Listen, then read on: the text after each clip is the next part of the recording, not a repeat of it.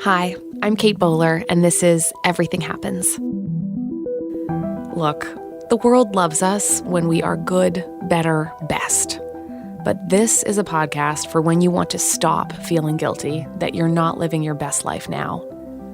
We're not always having the juicing spree of our lives. I used to have my own delusion of living my best life now. I'm a Duke professor, wine and cheese enthusiast, wife and mom, Instagram gold. Then I was diagnosed with stage 4 cancer. That was 4 years ago, and I'm still here, and now I get it. Life is a chronic condition. The self-help and wellness industry will try to tell you that you can always fix your life. Eat this and you won't get sick. Lose this weight and you'll never be lonely. Believe with your whole heart and God will provide. Keep this attitude and the money is yours. But I'm here to look into your gorgeous eyes and say, hey, there are some things you can fix and some things you can't. And it's okay that life isn't always better. We can find beauty and meaning and truth, but there's no cure to being human. So let's be friends on that journey. Let's be human together.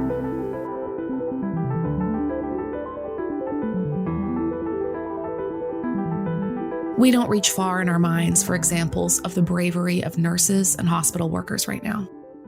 Many of my family and friends are nurses, emergency room nurses, home care nurses, public health nurses. And during those first few weeks of COVID, these frontline healthcare workers realized something that the rest of us may not have, that there wasn't enough masks and protective gear to go around.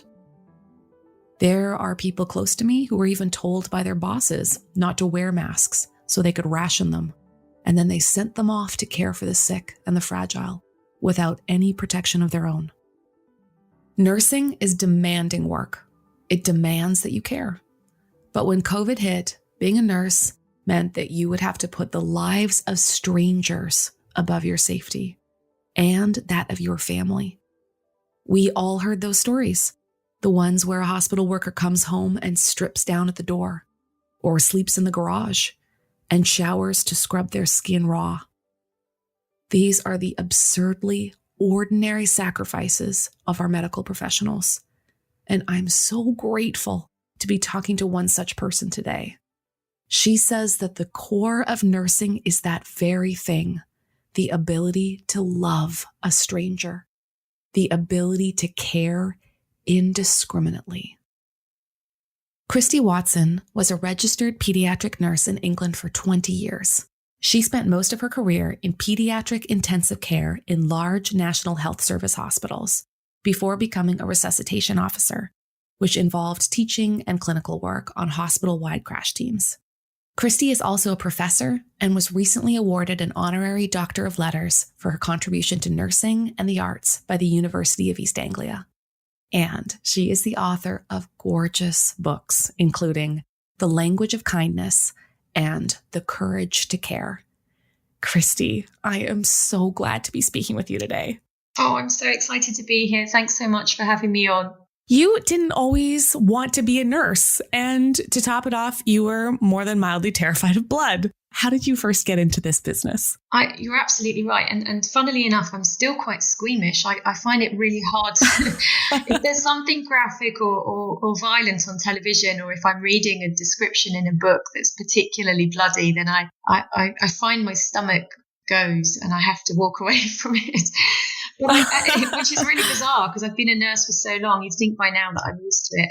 But I fell into nursing. I really was quite a precocious, a bit arrogant, and sometimes unkind as a teenager, actually. And nursing was not on my radar. I went through every career idea you could possibly imagine.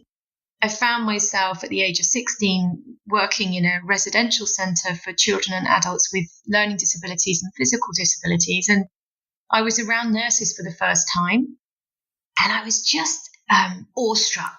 I remember watching them and just thinking there was something profound and full of grace and magic about what they were doing to alleviate suffering, I guess. And actually it was something that was kind of small in a way. They would make very small actions and do small things, but the small things that they did had such an effect on these people's lives. And I think for the first time ever, I was inspired and I thought, that's what I want to do. That kind of, I love that you describe it like magic. It makes me picture like one of those divining rods they used to have where they find water. I guess we all want something in our lives where our gifts match some kind of need in the world. And it sounds like you gravitated to that kind of, a certain kind of soul care that makes you feel alive. Yeah, I think so. And actually, when I started out in mental health nursing. And in history, mental health or psychiatric nurses used to be called soul friends. Oh, wow. Yeah, I found that so beautiful. And I remember thinking about that word soul and how perhaps nursing is one of the professions like social work and like medicine that allows you to really connect with another human soul during the deepest, darkest and most profound moments of people's lives. And I didn't last long in mental health nursing, but I loved working with the children and young people. So I ended up most of my career in pediatric nursing. It's a profession, I imagine, especially working with kids when you can't help but fall in love every day. I imagine that is rich and beautiful and completely exhausting and demands that you give even when you might not have much left to give. What happens if you don't learn how to refuel in a profession like that? Well, you can learn all the best techniques and tips and wellness things that you possibly can. But sometimes, even with the best knowledge and even armed with all the resilience that you've picked up and a supportive group of friends and family and colleagues, even then, sometimes you can't refuel. And sometimes burnout is something that does happen. And certainly over the course of this year, I've been very, very worried about the mental health of nurses particularly. So I think even with the best will in the world, you can do as many protective things as you possibly can, but the job does take a chunk of your own soul if you want to do it properly. And it's an occupational hazard that you have to be aware of, that there might be times where you are burnt out or have compassion fatigue or feel overwhelmed and exhausted. And I think this year particularly is one of those times. Yeah, that's right.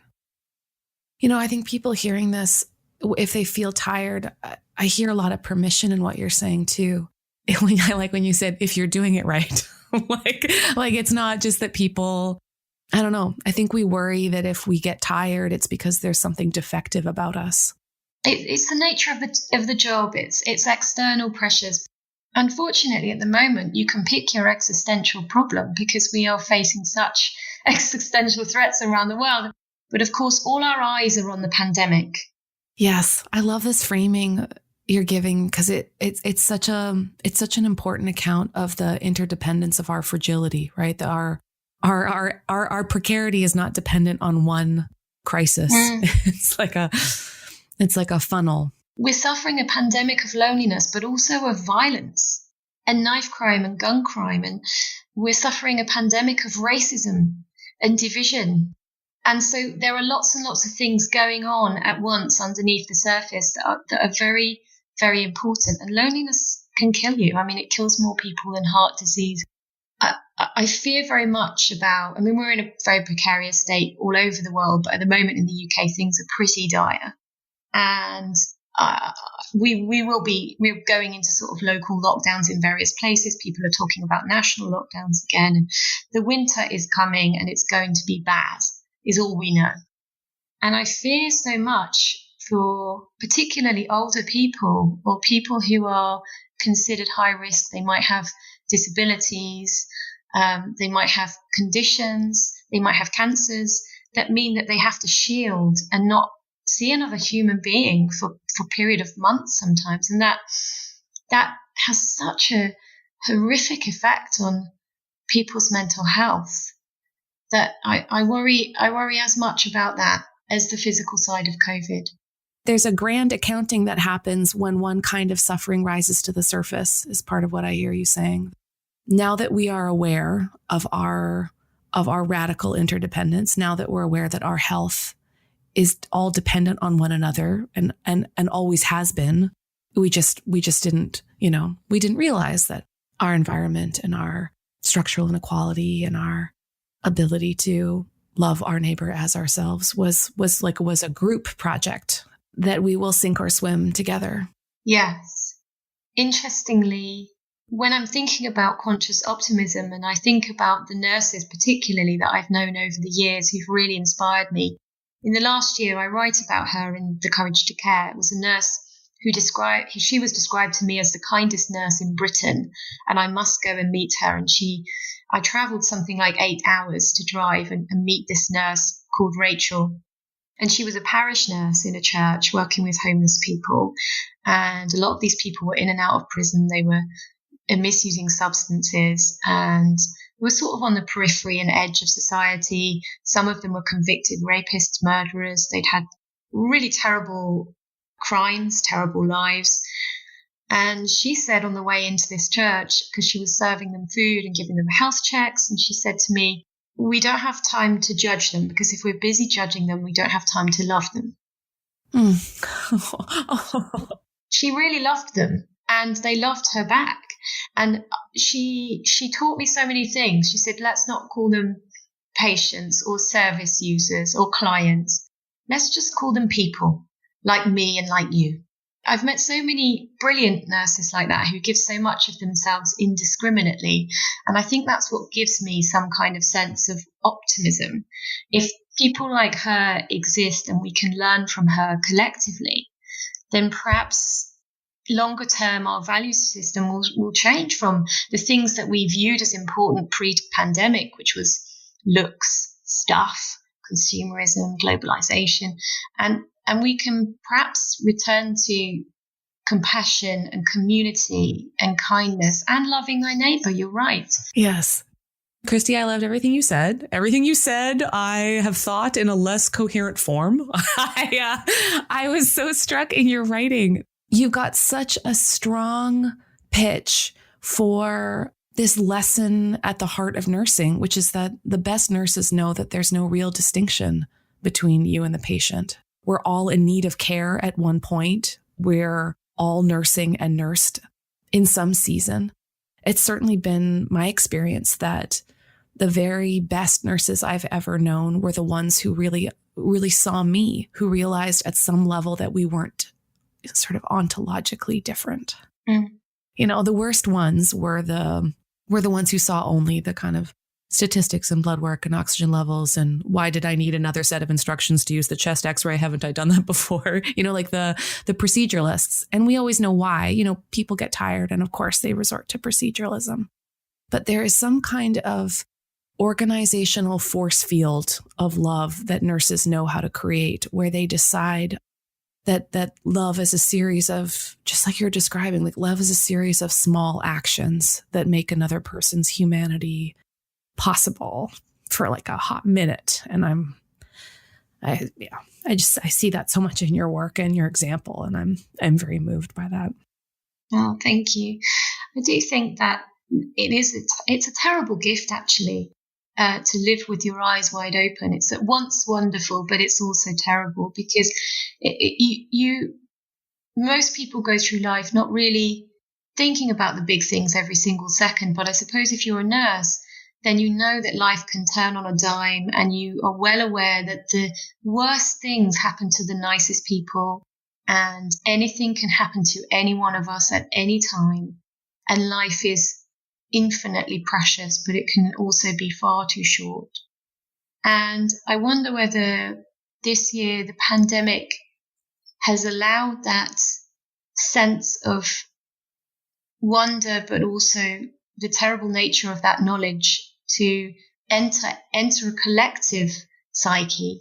Yes, that's right. People realize that the world is not concrete beneath our feet. It's fluid, and it perhaps never was, but at least we felt like it was before. And now nobody knows anything, and it's so unpredictable, and it will change culture forever, I think, this knowledge that everyone has had a glimpse of what a nurse has always known. Yeah, I have always hoped that that the sense that we belong to one another means that we will we will be less precious, about our stuff and about our boundaries and even about our self-care routines. Oh gosh, Just that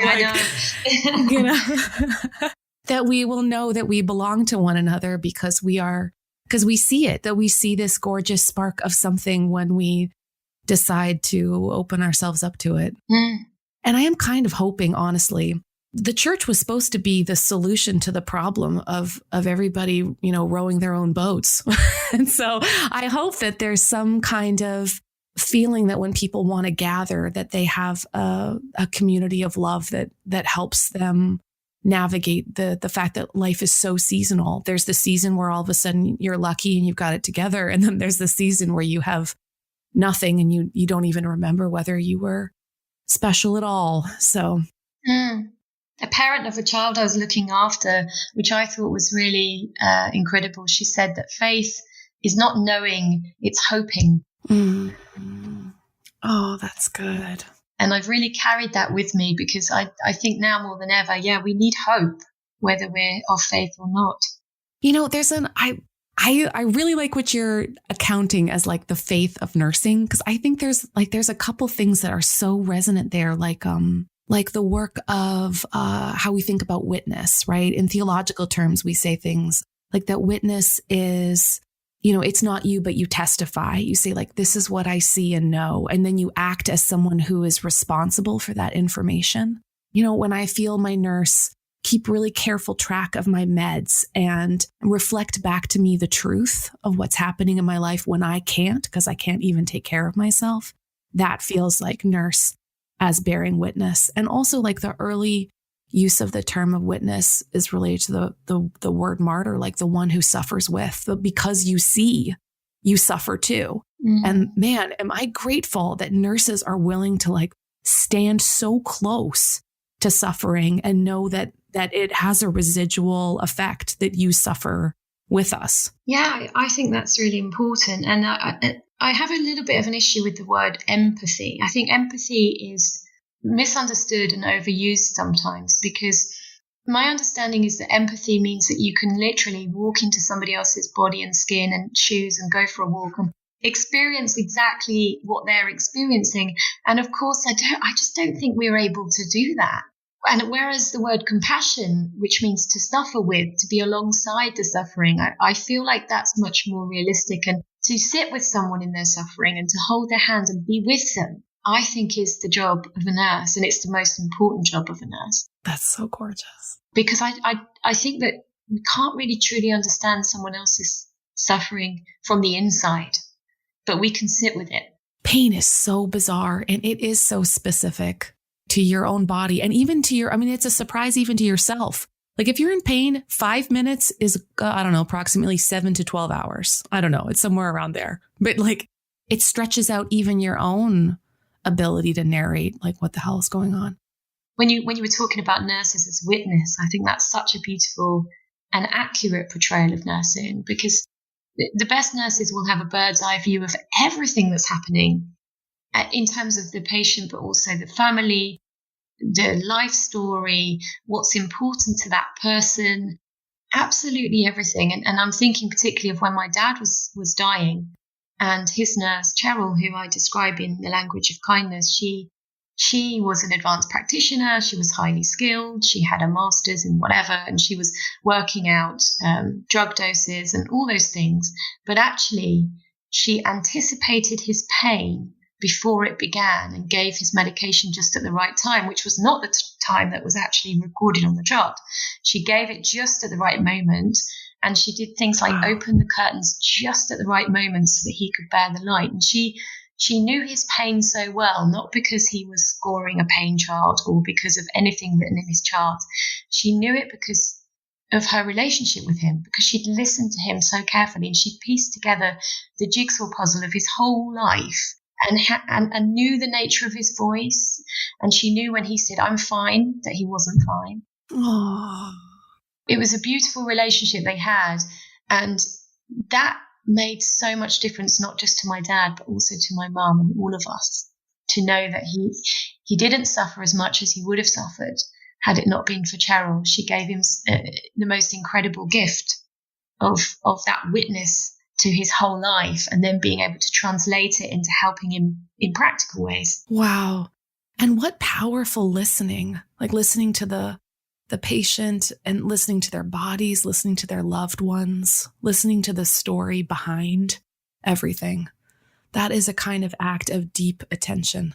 Yes, and there's the magic of humanity. It's in the stories, in our stories. It is magic. Yes, it really is.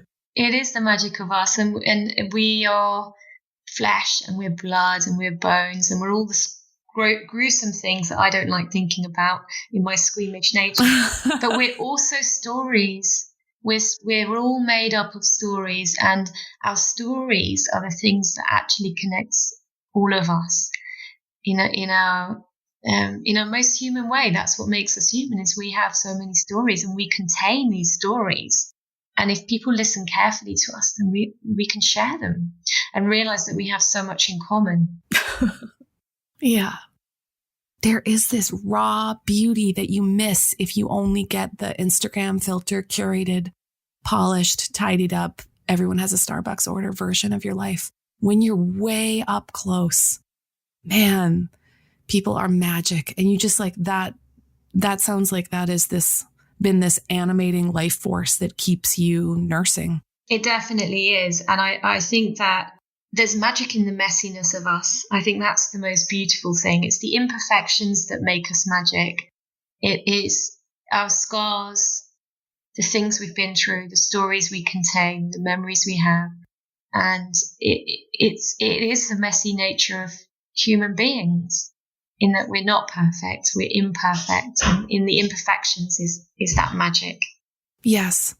We're in such a surreal moment for nursing. I'm just aware that with the rise of COVID, you volunteered to nurse again, which is people who run toward fear are my favorite kind of people. I'm like a sit back and describe it historically once it's long over. So what was the deep motivation to get back into the fray? I think I need to ask myself some big questions this year, because I haven't quite analysed enough what that was about. And I've written a little bit about it.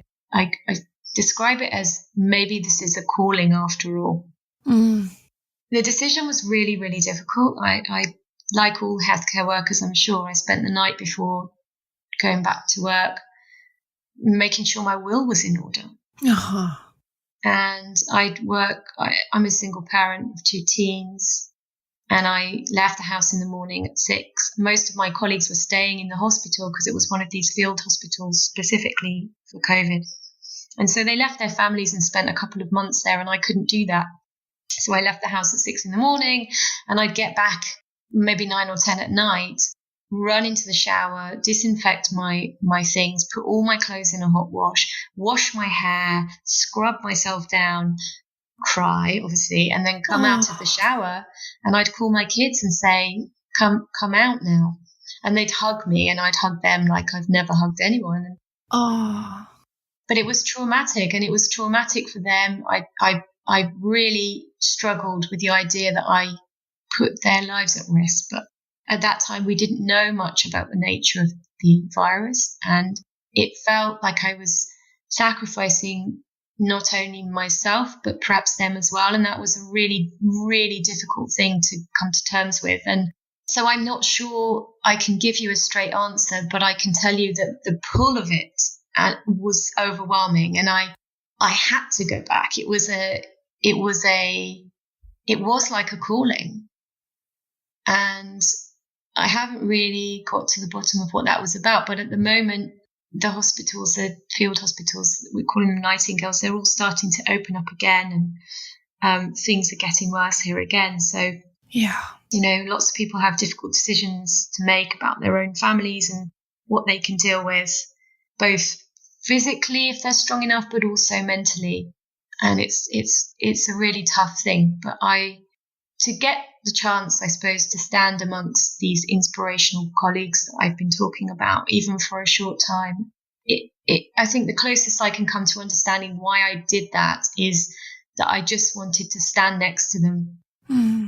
It's about teamwork and colleagues, and that's such a strong force in the nursing profession. I feel like it was wanting to be part of the team. Amazing. I am privileged to have a lot of nurses in my life, a lot of family members and friends who have been, I think they're the way they describe the fact that their calling, their love, their desire to be the person that stands in that tender space, that is able to actually hold patients' hands when they have to hold up, iPhones so that they can, say goodbye to their families over FaceTime. I mean, it's such a powerful thing you're describing. And it sounds like whether it's a job or a calling really got put to the test with a lot of folks when they're not just sacrificing their own health, but those around them. And I think that was the most difficult thing around the globe, actually. The idea that we might not be able to be with our loved ones when they're sick or dying, but the nature of nursing is that no one is ever, ever alone, because when we can't be there with our relatives, a nurse will always be there holding our relative's hand. And that nursing means that we'll never be alone is such an incredible idea, and it makes me very proud to be a nurse, actually. Yeah. When you describe the heart of nursing as the ability to love a stranger, man, and who knew that we would all need someone to love our strangers, to be the person that holds them, that their ability to love strangers is what makes sure that nobody is alone. I don't think any of us imagined we would need that kind of love so much. Yes, and I do worry. I worry about what will happen long term, and retrospect is a great thing. And what will we think of historically in the future when we look back at this time? And people talk about saving lives as the most important thing. And I wonder if that's really true, because we're not saving as many lives as we'd have liked. Certainly in the first wave, the death rate was horrific. And yet to provide compassionate care seems like the thing that we will be judged on, the thing that we should be judged on, is how compassionate we are. And I believe that not letting relatives be with their loved ones when they're dying is something that we will look back on in shame. Yeah. And I've really fought for that in the hospital that I worked in. And I think globally that's something that we will have to grapple with in the future. And yes, it's risky. And yes, there are PPE issues. But actually, if one of my children, or for example, my mum was alone dying in a hospital, and I was told she'd be with the nurses, but I wouldn't be able to go in, I think I would break down the door. Yeah. And I kept thinking about that when I was caring for patients who were going through this awful, awful scenario. And it made me realize that actually death and dying is not the worst thing. It's being without our loved ones during those times that is by far the worst thing. I work in a seminary, so I work with a lot of pastors and chaplains, and we're one of the youngest seminaries in the country. So we've got these sweet little babies going out into the world. And for the very first time, they were that proxy, like the person standing in that space. And it has been, I think, an education for all of us. Oh gosh. In distended grief, and in the fact that we are, especially toward the end, we're so porous, and all we need is to be remade by each other's presence. Yeah. And it's interesting that we are having this collective grief and almost a collective depression now, I feel. There are such moments of light in the darkness. There are such glimmers of hope when we see people like your colleagues and my colleagues really embodying that connection and giving even more of themselves indiscriminately. One of the jobs I had, because I was the lead nurse for compassionate care, I was in a team as part of the chaplaincy, and we had 24-hour spiritual care, which is amazing. But we had every kind of religious denomination possible, even to the also humanists as well. So I remember this meeting with imams and rabbis, and there was a Church of England person, there was a priest, everyone was in the room from a slightly, I mean, it sounds like a joke. So it was a room full of all the religions, and I was trying to chair the meeting and keep to time. Oh my gosh. The little United Nations of religions. Of all the difficult days I've had, this could be right up there, you know?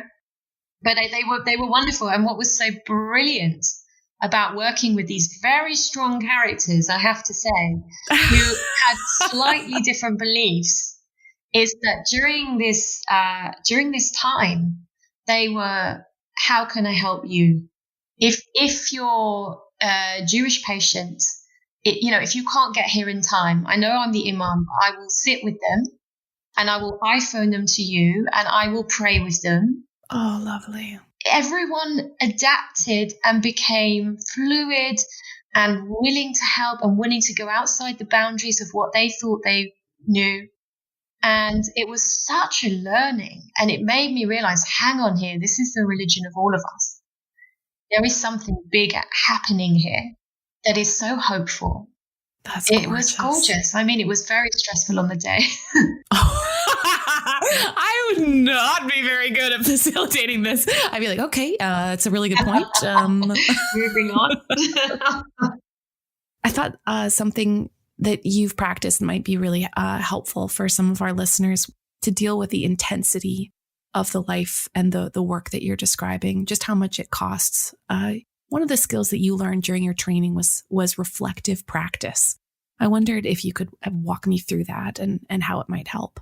So reflective practice is a sort of conscious thinking or writing or talking about an experience that either went really well or really badly, or that you learned from, or was managing conflict, or something a little bit out of the ordinary, I suppose. And it's a way of analyzing what went well, what went wrong, but much more than that. It's more about thinking, giving time and space to a situation and allowing it to settle, I suppose. And I'm a great advocate in reflective practice. It's part of what nurses in the UK, and I'm sure in Canada and America and everywhere else, have to do as part of their registration every 3 years. So you do have to write reflective pieces. But I feel like perhaps, particularly this year, I would advocate always writing a journal, whether you ever go back to it or it gets read by anyone else or becomes reflective practice or not. I think that there's something very therapeutic about writing words down on a page. Yeah, yeah. And it might be that you never look at that journal ever again, or it might be in 5 years that you want to go back and make sense of something. And it might be that you want to write a poem, or you just want to write a list of things that you did this week, or you want to write, just about one of the patients that you looked after and how much you liked their laugh or their pajamas, or, it could be absolutely anything. And I think sometimes the job of the scribe is seen as lesser important. And when we're particularly thinking about resuscitations or, the high end of A&E and intensive care and cracking chests and things like that, there's always a team leader. There'll be somebody doing the defib, somebody on chest compressions, somebody at the ventilation head end. And the worst job is always seen as the scribe, the person that's writing everything down. And I always think that's such an important job. And I feel like now we need the scribes, because we are only at the end of the beginning of this. And long term, throughout culture and history in the future, we need to make sense of what's happening now. And when we're talking about nurses as a witness, I think it's a really important, not only individually therapeutic thing to do, but from, this will echo later on in history, and those details are going to matter so much. That's lovely. This is my last question, and I don't mean for it to be so big, but I know obviously that COVID has had such an unbelievable impact on healthcare workers. And I know you have your ear to the ground and are hearing from everyone and are at the center of things. So what do they need and how can we help? So I think that internationally, it doesn't matter what country you live in right now, nurses need a pay rise. I think we've all understood and appreciated the level of skill and expertise that nurses have.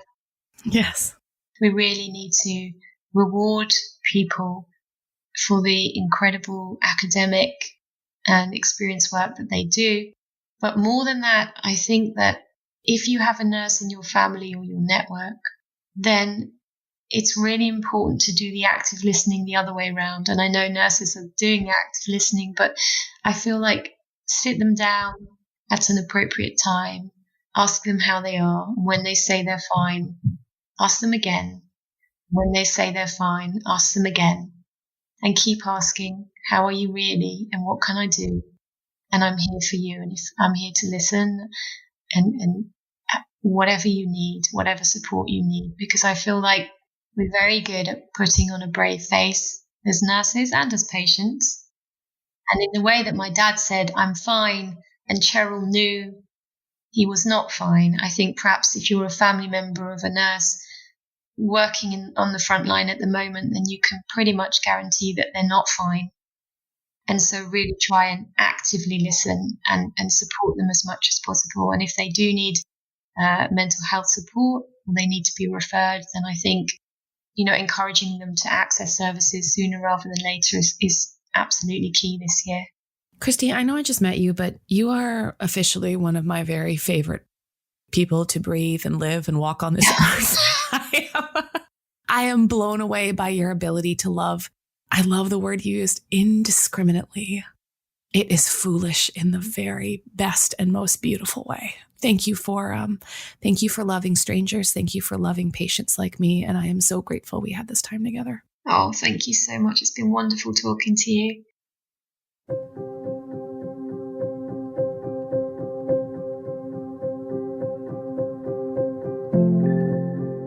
We all want our lives to count, so we're careful. We do the right things. We're calculated. That's smart, after all. Count it.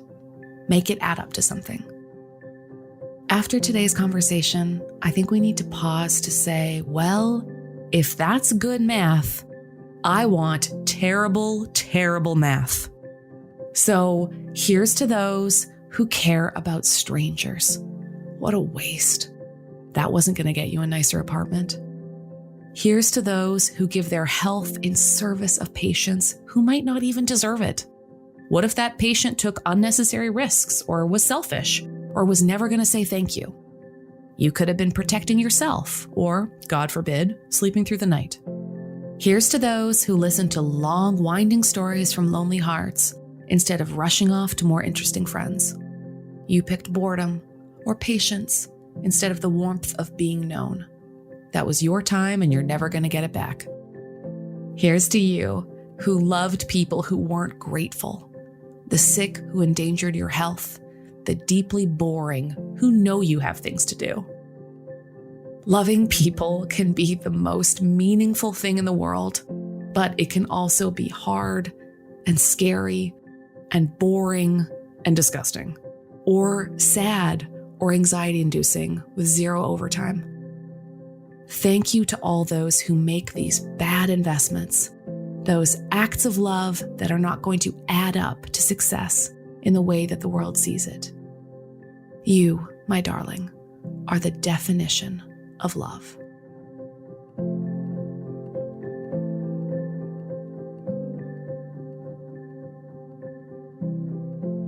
This podcast wouldn't be possible without the generosity of the Lilly Endowment. Huge thank you to my team, Jessica Ritchie, Keith Weston, Harriet Putman, and JJ Dickinson. Oh, one more thing. I've been sending out these weekly blessings, like a blessing for when you're afraid or a blessing for when you wonder if your gifts still matter. Just little prayers you can pray if you lack the words. You don't have to be nearly as Jesus-y as I am, but if you like a good blessing, come on down. Sign up for free at katebowler.com.